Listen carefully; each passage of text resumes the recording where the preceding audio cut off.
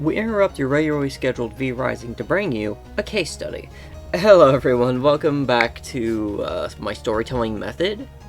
And at the beginning of this month, My Hero Academia ended its series completely.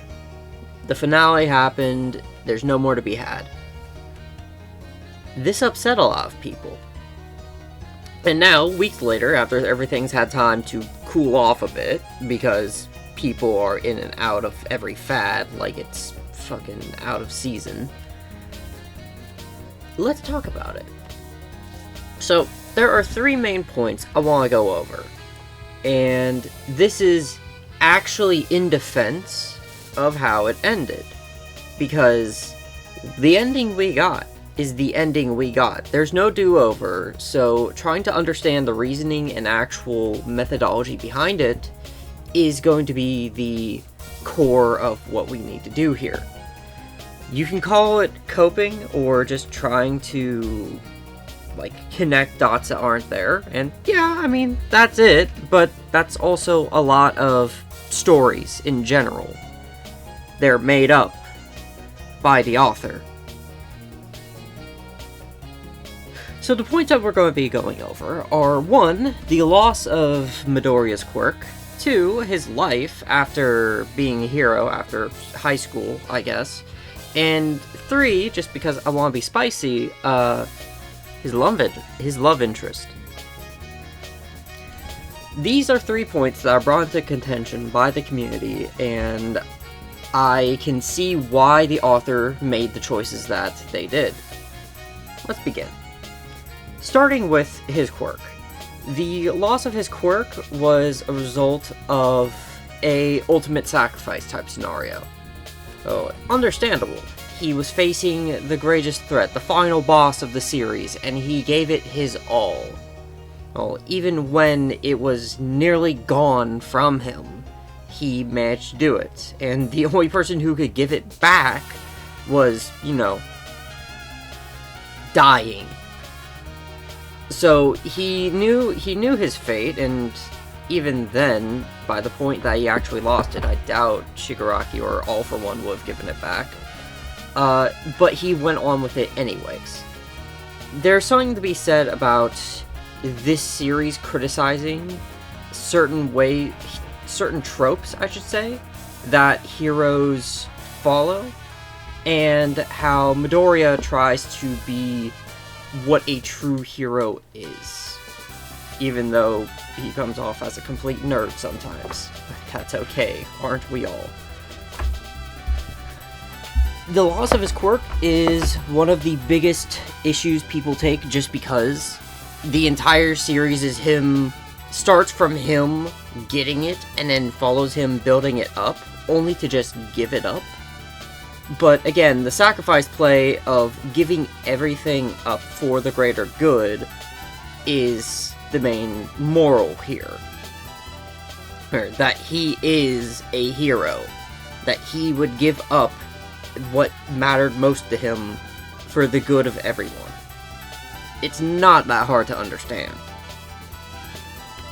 Second, his life years later. This is another one that brings up a lot of contention, because he becomes a teacher. He is a teacher 8 years after the fact. He's teaching a class. He encourages a guy, one of his students, that has a not so great quirk, to try and pursue his dreams anyways. And we've learned from watching a lot of the earlier stuff that you can make creative ways to actually have your quirk work out, even if you don't quite know how to use it well. Looking at how he ended up doing only a single finger during the baseball throw thing.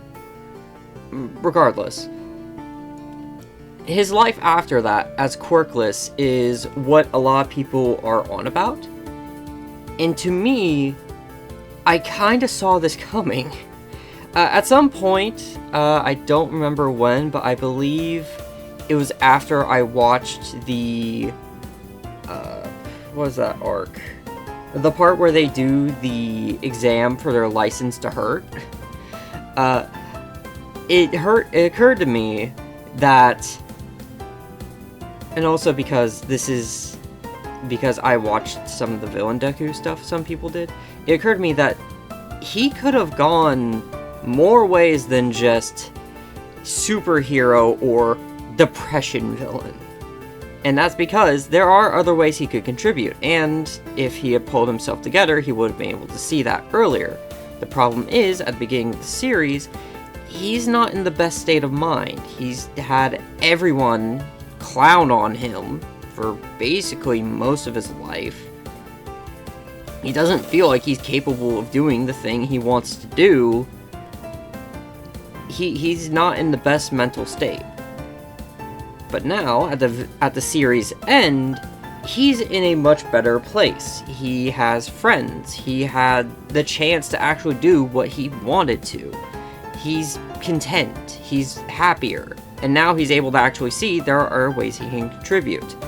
Personally, I would have thought of firefighter or law enforcement, but he saw teacher, being able to take his own experience of what happened and pass it on to the next generation. Very much so, that does feel very much so in line with how he is. And as far as people talking about how underpaid he is, I'm not really sure. And I don't say that because, well, he was a great hero. No, I say that because I don't know the, expenses of being a teacher in Japan. Probably better than in the United States, at least. And lastly, is the spicy one, his love interest. He was he was the no maidens meme at the end of the series. And I can see why the creator did it, mostly as a response to some of the more extreme elements in the community, and probably some of the same people who bitched and moaned about this ending.